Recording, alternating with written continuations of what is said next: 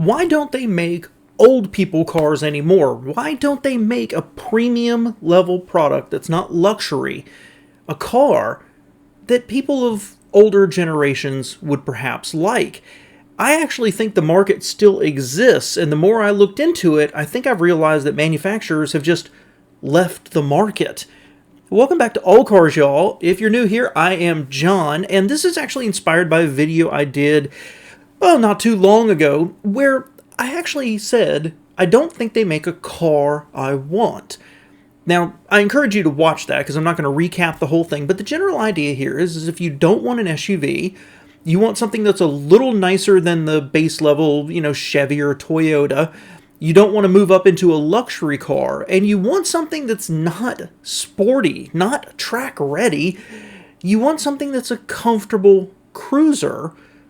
It really doesn't exist anymore. Now, I got a lot of comments on that video, and many people said you need to take another look at the Camry. Many people mentioned Subaru, which kind of surprised me. I personally came up with the Lexus ES as being a somewhat affordably priced option, but not quite what I'm thinking about. I was wondering, where's the Oldsmobile Cutlass Supremes, the Buick Regals, LeSabres, Electras, or even Park Avenues? I'm not talking about a Lincoln Town Car here, right? I'm not talking about a Roadmaster, but something mid-size or a little bit larger, something in that more downsized 80s, 90s, fuel-efficient and comfortable on the interstate with tons of space inside. It just doesn't exist. And part of this is the stigma that comes with being associated as an old people brand. This has been something that I have heard basically my entire life, as far back as I can remember, in reading journalists, in reading automotive news, Car and Driver, things like that.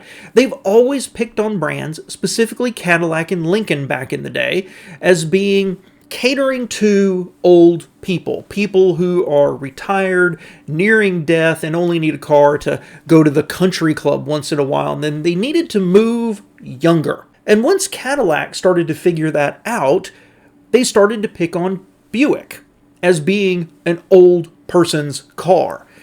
Now, certainly Buick is still around. They don't sell cars right now, but they have SUVs. Cadillac has made their styling more aggressive, and they still put forth themselves now as a sports car, a sporty car manufacturer. Lincoln is only really the only one out there that really focuses on soft American luxury, but of course they don't offer a car here anymore. And so I started to turn around in my head, why don't manufacturers cater to older people? Now, I don't particularly think I'm old, but I am a little older, and most of my audience is as well. And so the first thing is, well, it must be money, right? Well, you do have the well-heeled who are buying Cadillacs and Mercedes and BMW and Audi and things like that. Obviously, we also hear about the elderly, the older people who are living on a fixed income and they can't afford their medicine and they're eating dog food out of a can. So I actually went and looked it up. I've got some data here per Epsilon Research, and this is from 2019. Baby boomers, 55 to 75 years old, they spend a total of $548 billion a year. Gen X, 36 to 54 years old, they spend $357 billion, and millennials, 25 to 35, $322. So that 36 and up, they spend $900 billion, and that's not counting the $162 billion that the silent generation, those who are over 76, actually end up spending. So my next thought was, okay, well, obviously as people get older, they start to spend less on automobiles. While their overall spending, they're in their peak earning, perhaps they are holding on to their cars longer.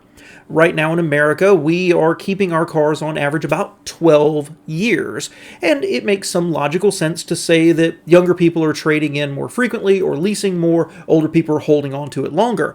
I can't find any statistics that talks about how often turnover of vehicles is by age group, but I did find this chart that looked at the different generations and how much they spend on automobile, and it's largely consistent across the generations.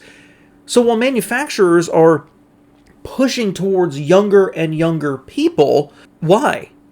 They don't have more money to spend, they're not spending more money, and largely they're all spending roughly the same amount on auto costs every single year. So my next thought would be, okay, well, obviously you want to move younger so you can get better brand loyalty. Except that isn't backed up by the data either.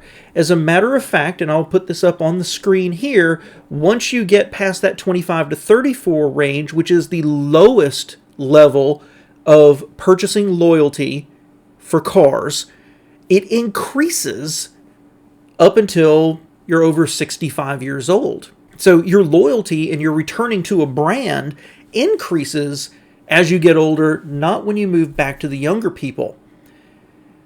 And so I started to question, well, have American manufacturers missed the boat entirely? And the data's a little mixed on this, but I went back and I started looking. And in 1985, Cadillac sold nearly 300,000 cars, Lincoln sold 165,000, and Mercedes and BMW were both there with about 87,000 each.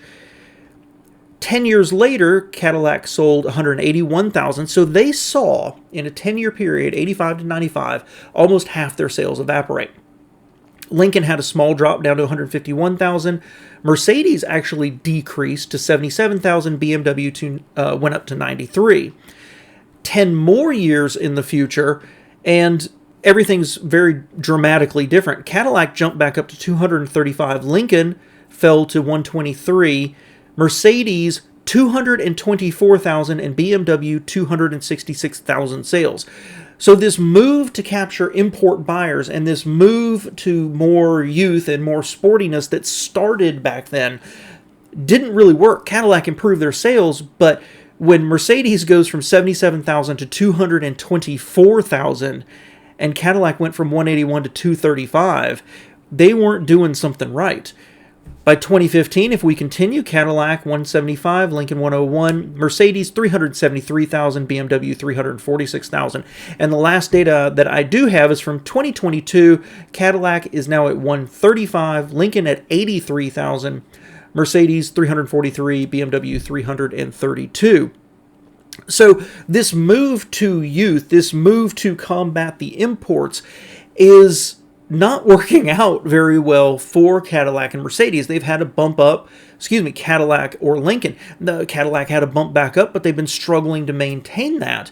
And I wonder if they're fighting a battle that doesn't actually exist. Are they trying to compete with Mercedes and BMW, hoping to capture a market that has grown tremendously, but almost all of it went to the imports? I did not look at Audi in this either, but we're talking about a market that expanded, and this is at the luxury level. And with the dissolution of the cancellation of Oldsmobile and then Buick moving solely now to SUVs, there's this hole underneath it. Underneath that Cadillac, underneath that Mercedes and BMW, there's this hole that exists there, where softer, more comfortable, road cruising, large, middle-sized cars would appeal to people who have money and spend money on vehicles. So next I started digging into, well, how have vehicles actually done? And so the 2018 Buick Regal, the last generation they brought here based on an Opel, and ultimately the sales weren't great, but also GM was selling Opel. They had somewhere between 10 and 14,000 sales a year for while it was here. And part of the problem is that I've heard it wasn't terribly reliable. I do think it's gorgeous, and I liked it very much. Buick is now also selling a LaCrosse over in China, and they're averaging somewhere between 40 and 60,000 sales a year. So we're going to go back into the Cadillacs here. The STS was sold until 2012. Its last years, it was selling between 3,000 and 4,000 a year, and its sister, the DTS, sold between 11,000 and 18,000. But both had years where they were selling over 20 or 50,000 just a few years earlier. When they were replaced with the CTS, or consolidated into the CTS in 2014, that sold over 30,000 one year, but now it's trickled down by 2019 to 7,000. Similar, the XTS sold over 20,000 through 2016 and then fell to about 11,000 by its last year. Buick sales overall were 282,000 in 2005 and then reached a low point in 2022 of 103,000. And that's partially due to supply issues, and sales have rebounded strongly to 166,000.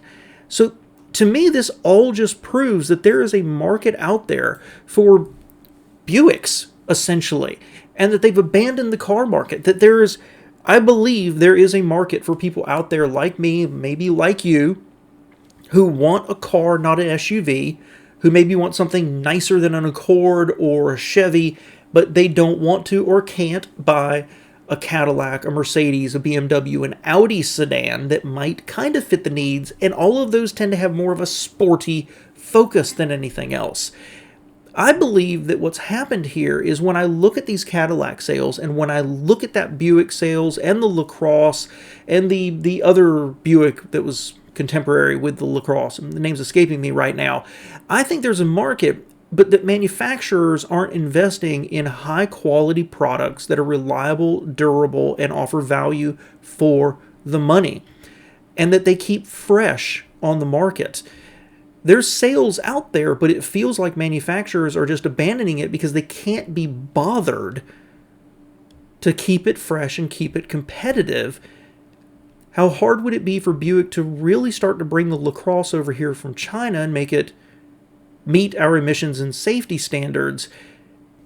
Maybe they just don't want to make the interior competitive. Maybe they don't want to make it durable and reliable and able to hold up and offer what people of an older generation would value. Thanks for being here, and let me know what you think below, guys.